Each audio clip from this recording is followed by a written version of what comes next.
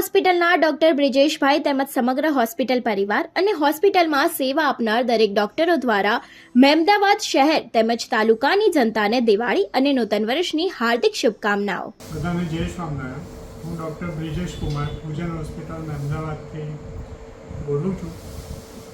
દિવાળી નિમિત્તે પૂજન હોસ્પિટલ પરિવારથી તરફથી બધાને દિવાળીની શુભકામના અને આવનારું નવું વર્ષ માટે ભગવાન સ્વામિનારાયણને પ્રાર્થના કરીએ કે બધાના માટે સુખદાયી બને અને બધાના સારા સંકલ્પો બધાના પૂર્ણ થાય. જય સ્વામિનારાયણ.